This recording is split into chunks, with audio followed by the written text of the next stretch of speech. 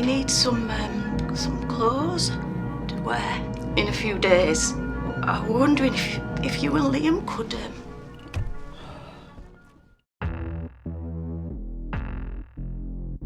All right, Seth. Well, let's get into the film and talk about now that you're back.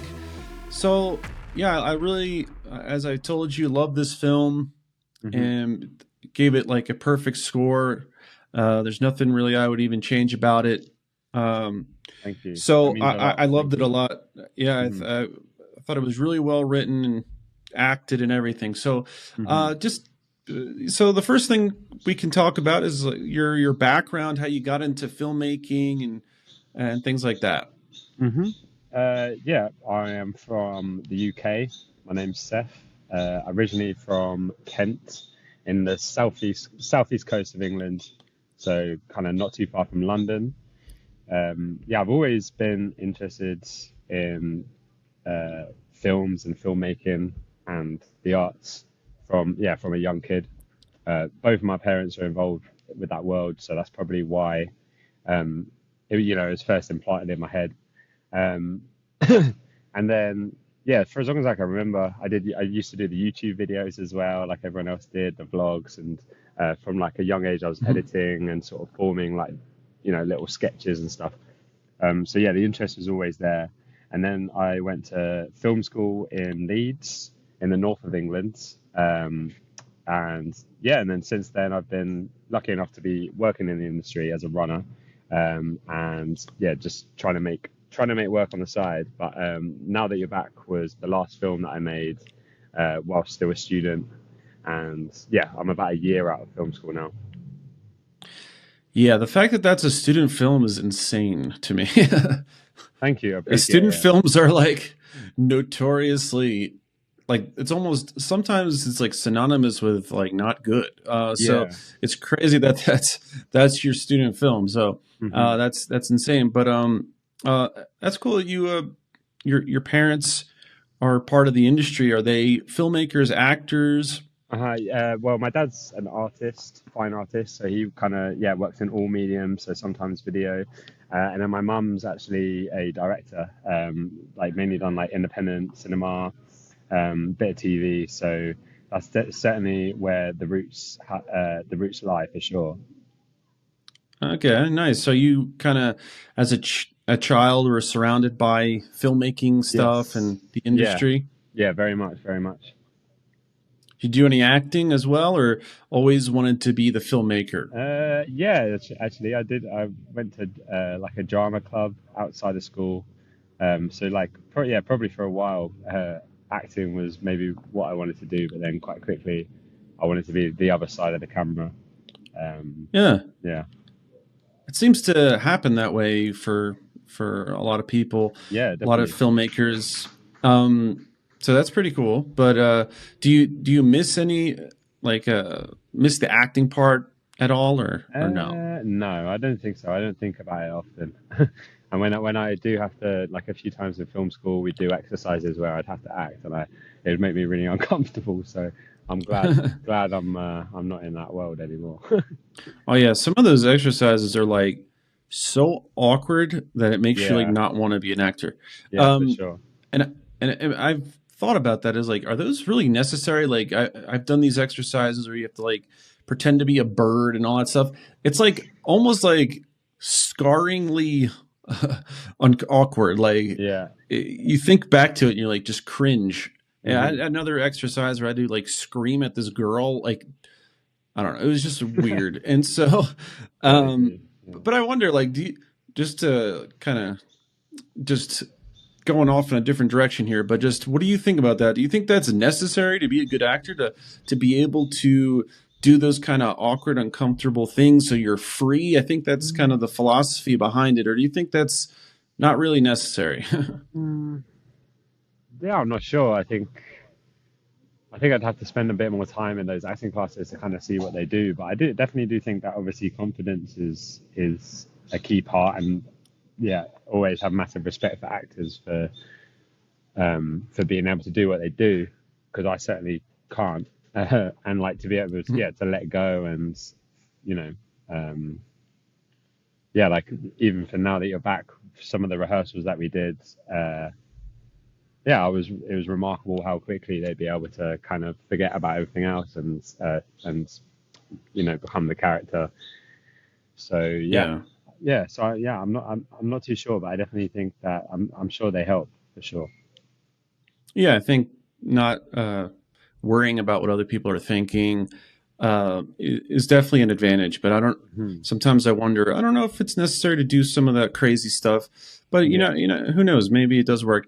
Do you think your acting? I know I'm talking a lot about acting right now, but I'm just kind of curious. Do you think your acting experience helped you as a director? Uh, I I wouldn't say so. I don't think that I did it at a level enough Hmm. where yeah, I wouldn't say so, to be honest. I think a lot of the way that I've learned to work with actors is through a book called it's by Judith Weston, and it's called Directing Actors. I think it's very famous and a lot of people use it, but I learned massive amount from that book in like how I worked with the actors on Now That You're Back. Um, so honestly, like yeah, most of the techniques and stuff has come from that book, and then obviously a lot of it is improvising yourself. But yeah. All right, cool. Well, let's talk a little bit about this project specifically and what inspired you to create this and write this. Where did it come from?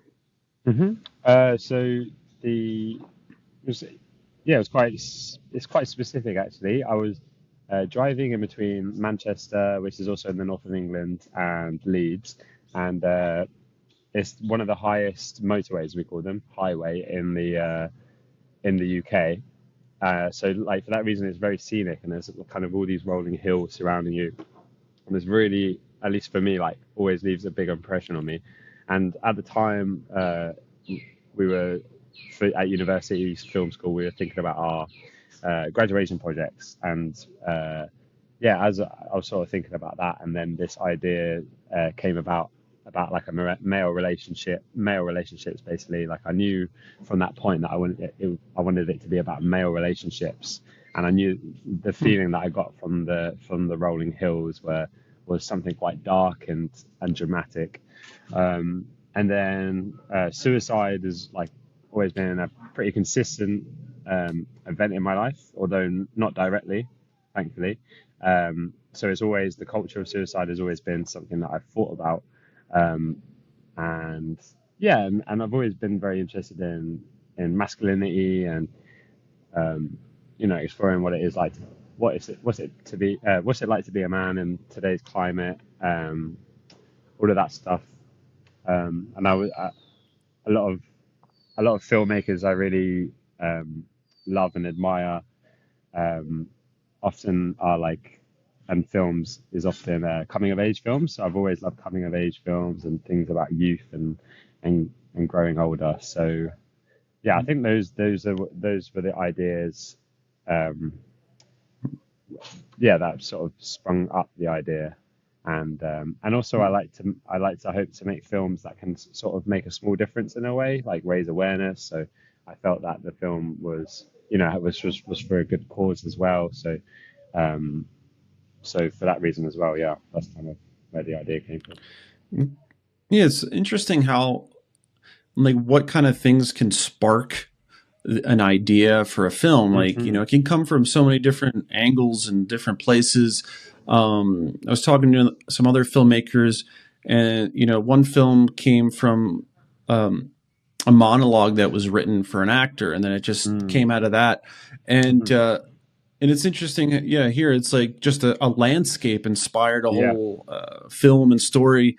And it's interesting how that can happen because it can lots of things can spark the idea, and yeah. it can come from completely different places. So Hmm. it's pretty cool. Hmm. Um, all right, and what do you think? I mean, you talked a little bit about it already, about like what you wanted to say and what you wanted to Hmm. express with this film and your goal. Can you tell me a little bit more about that? Yeah.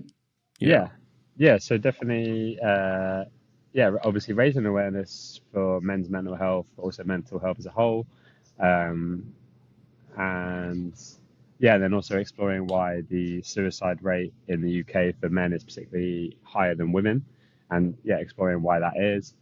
Um, yeah, and then again, kind of being inspired by my own male relationships with my mates and kind of reflecting on that. Yeah, I think I wanted to encourage encourage everyone basically to be more open about their feelings and talk about their feelings more. So yeah, that's it kind of.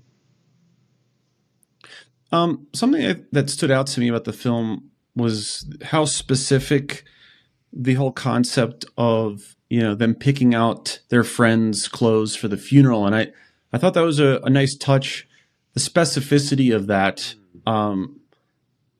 And I just wanted to know where that came from. I thought that was a really a good addition. Yeah, nice. Yeah, that's the first time I've been asked that actually, so I often forget. But it was actually something that my mum had to do, although the circumstances were different. But she told me about this time where she was her and a friend were having to pick out the clothes for a funeral for a friend. So yeah, that was honestly it, and yeah, I found that quite interesting and unique situation. So yeah, I took that on board, and it kind of worked as a nice, like, especially for a short film, it worked as a nice sort of linear story or story structure where there's sort of a task that needs to be completed, and then the task is completed at the end. So it brought together a very nice sort of through line for the film. Yeah, I think it grounded it as well. Like it made it feel so authentic and real, and in the review that I did, it just reminded me of sometimes these like logistical, mundane things that you have to deal with when you're trying to grieve. You have to also go through some of these other kind of things that don't feel so important compared to what you're feeling and what you're thinking, but they're things you have to do, so like picking out clothes. And yeah, I thought that was really interesting. Well, the other takeaway I kind of had from this was about grudges, about holding grudges. Is that something that you were kind of thinking as well? Like that, is that kind of a message that you wanted to give people? Was that a takeaway you wanted people to have, is, don't hold grudges with your friends or people that, you cared about, even if maybe you're not as close anymore? Is that something you were thinking about consciously, or? I think it was probably less about the grudges and more about the feeling of guilt and feeling responsible for something.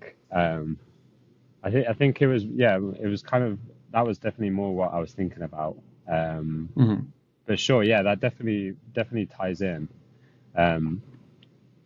But yeah, definitely about like self-blame and guilt and grief as well. Yeah.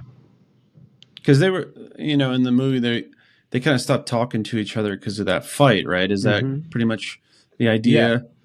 Yeah, pretty much, yeah. Yeah, okay. Yeah, that's what I was thinking.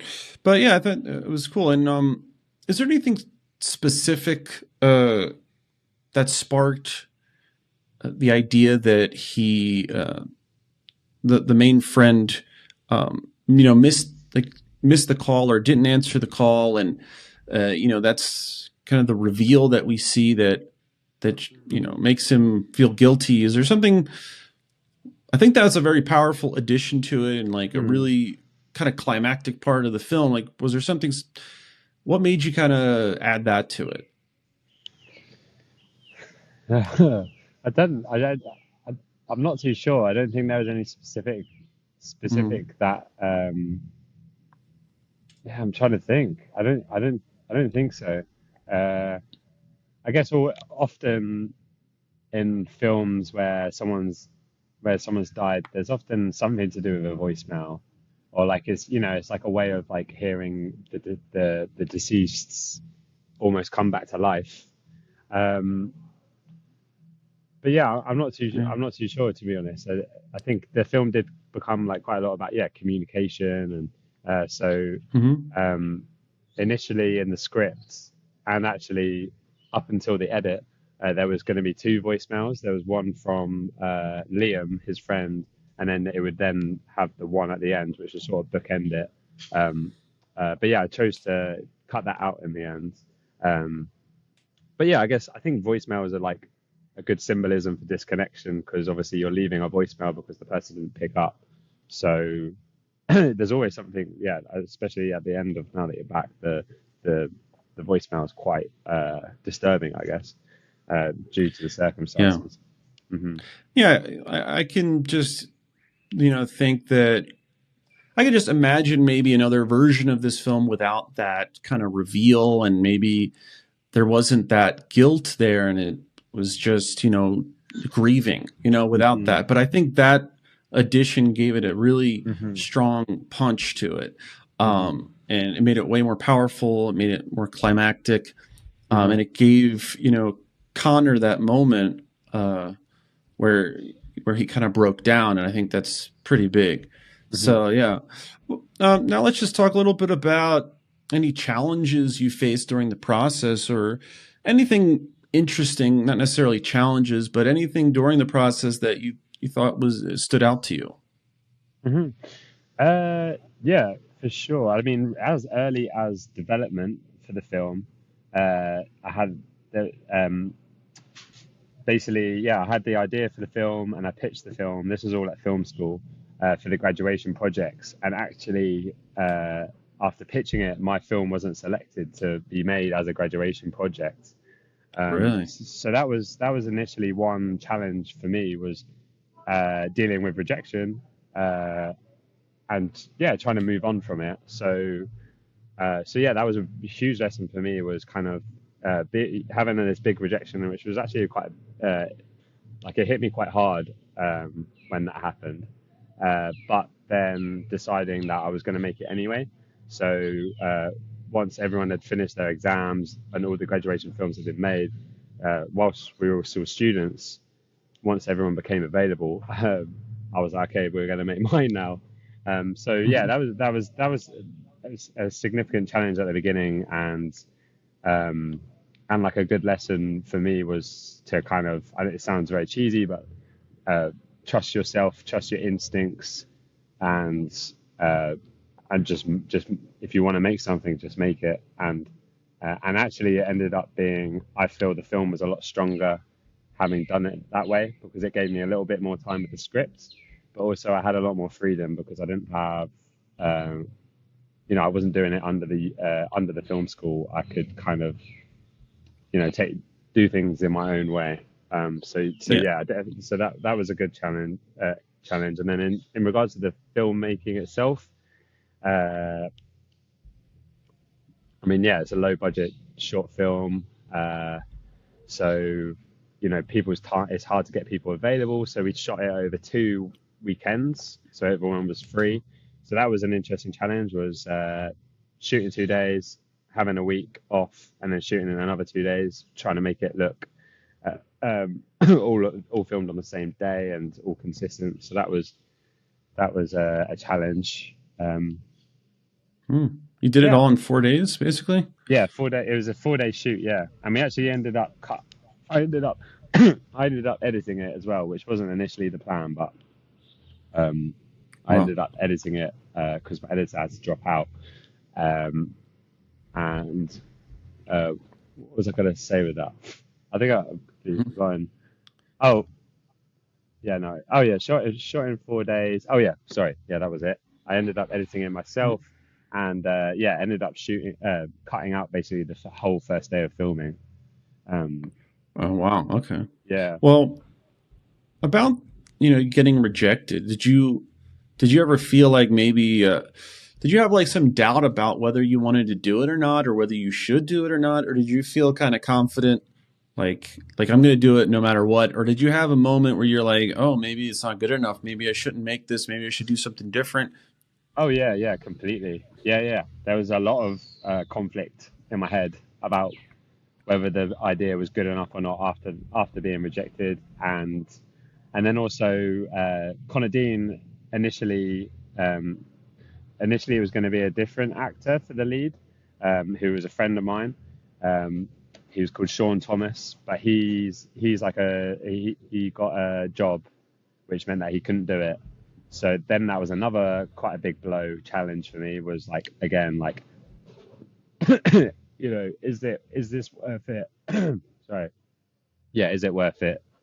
And should I just stop? Should I just give up?